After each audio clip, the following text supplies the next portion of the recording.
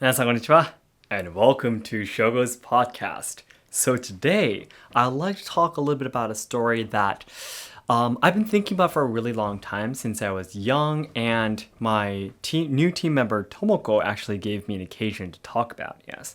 Now, what I wanted to be talking about today, well, it's in the thumbnails and the titles too, but it's a characteristic of Japanese people that I found out because I was a returnee and because I am right now a YouTuber talking about Japanese culture and the systems, social systems and such. And that one characteristic is Japanese people never ask why. Never ask why. Yes. So, for example, whenever, I've made a lot of videos talking about Japanese culture, maybe about samurai, maybe about katana, geisha, oiran, I just keep on going. But whenever I make these scripts, I always constantly focus on thinking that if my videos are able to answer all of the whys that everyone might have. Yes. But because I need to be really conscious about it because in Japan, it's completely different. If a so-called professional comes up and says something, no one asks why. They just directly believe what that person is saying. Yes. And this is like the first, what should I say? The strange feeling, I guess I could say, that I had right after coming back from America to Japan from the US. I used to live in Michigan, US for 6 years. When I came back to Japan, the first weird feeling I got was this. No one asks why. They just act as if they understand everything, and asking why just makes you look like an embarrassment. Yes.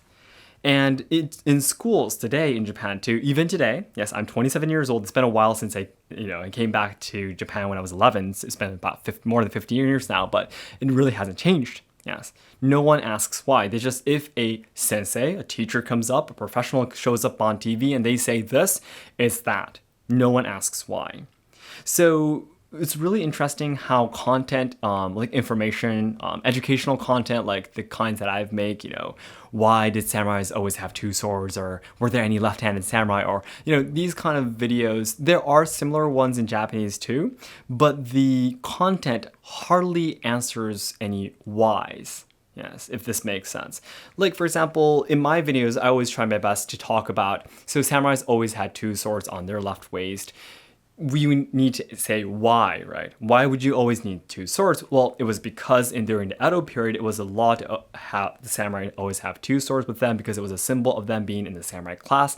And the Edo shogun was very, very strict with keeping everyone in their place. So they actually restricted which class people can wear what kind of clothes, what they can carry with them, and so on and so forth would be the reason. But Japanese people never ask why. So the articles, any content on YouTube, on blog articles, they could just say, samurai always had two swords on the left waist. And everyone will be like, wow, is that true? Okay, I've learned. Yes. And that's it.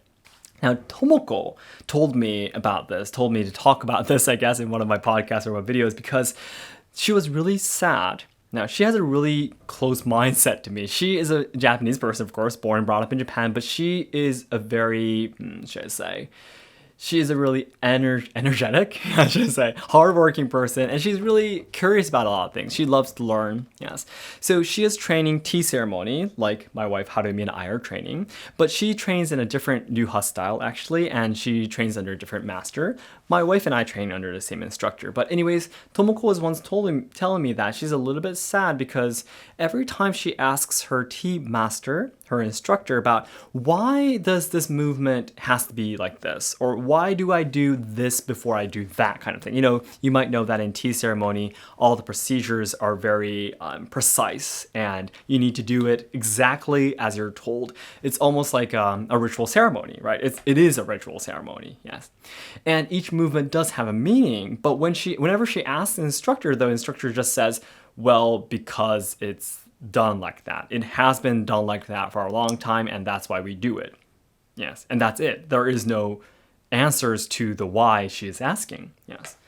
And Then why is it, right? Again, yeah, this is another why, but why is it? Why doesn't anyone ask why? Why does everyone look as if they understand something without asking why? How could you become a instructor without knowing what you're doing, the reasons why you're doing it, right? It might sound a little bit strange. And what's really interesting is that Tomoko, has an older sister who is 6 years older than her. Yes, which means she is 6 years older than me too. But when Tomoko asked her older sister the same question, why do you think Japanese people never ask why? Yes.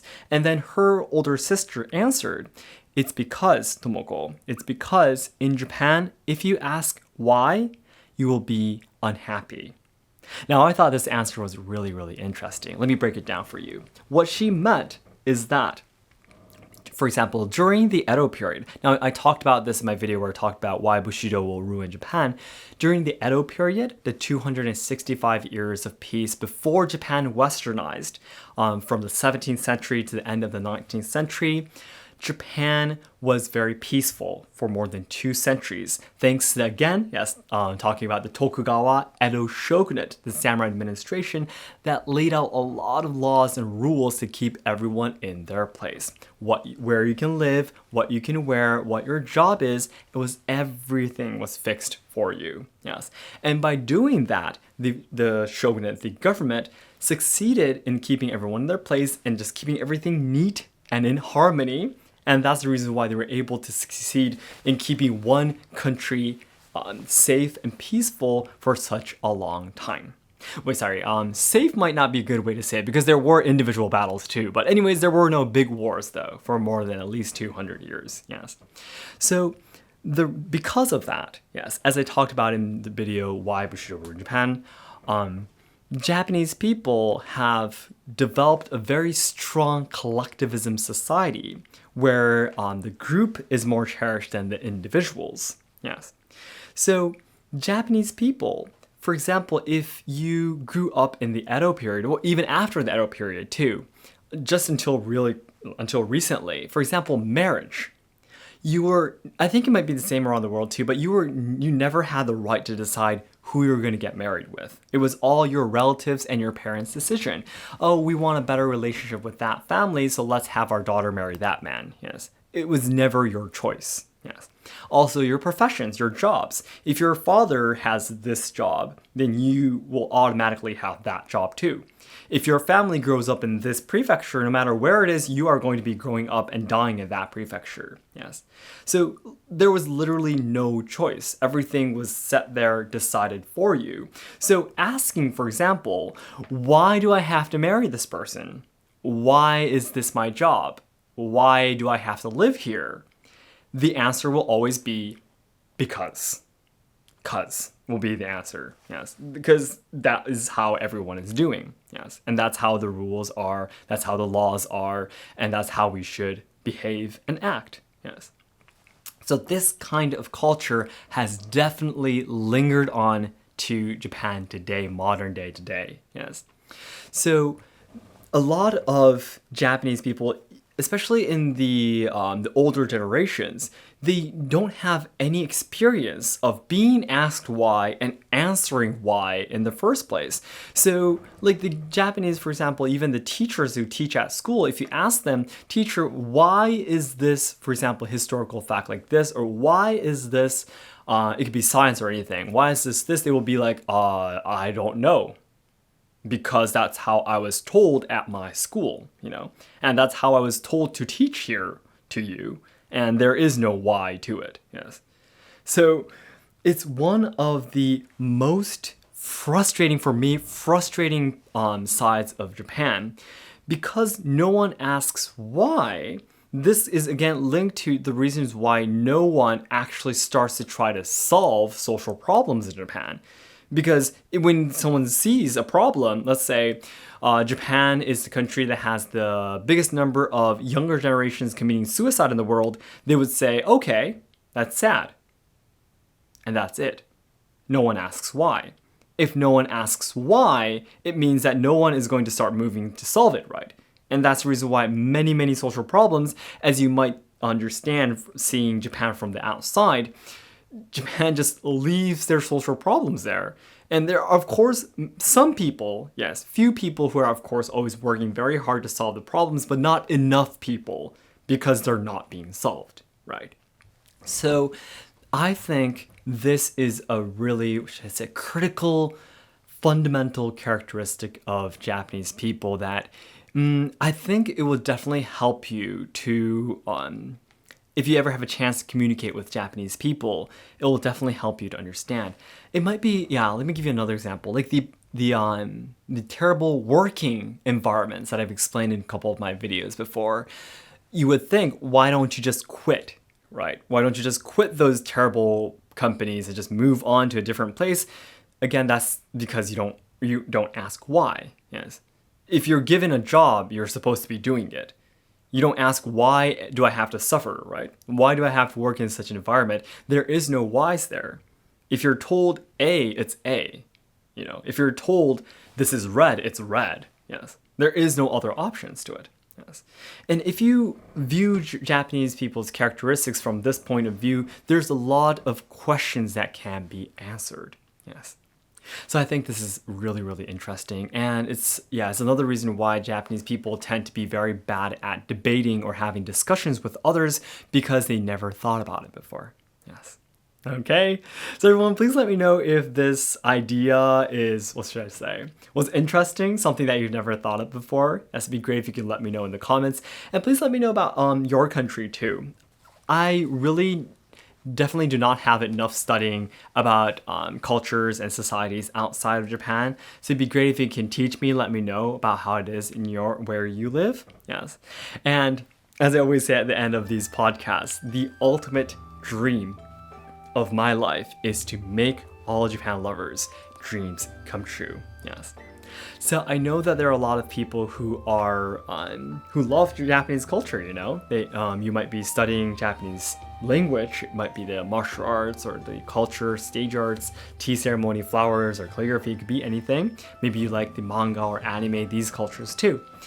But I'm really afraid that Japan might not be able to provide these things, a place where everyone can make their dreams come true in the near future. Because as I always explain in my videos, Japan is facing a lot of social problems.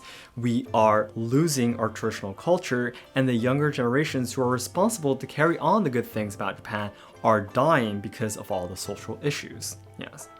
So I want to dedicate my whole life to try to make Japan a better place. And I have hope. Yes.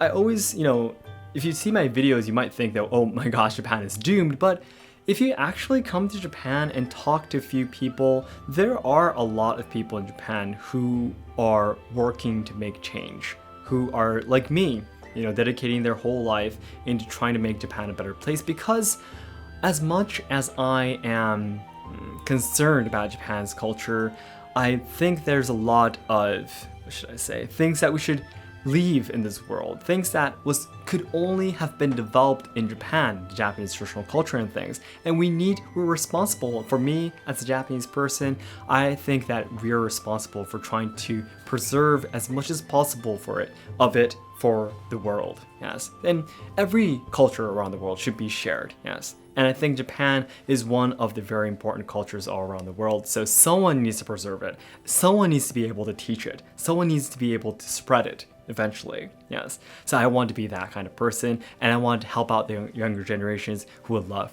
to follow me with this path, with this mission. Yes. Yeah.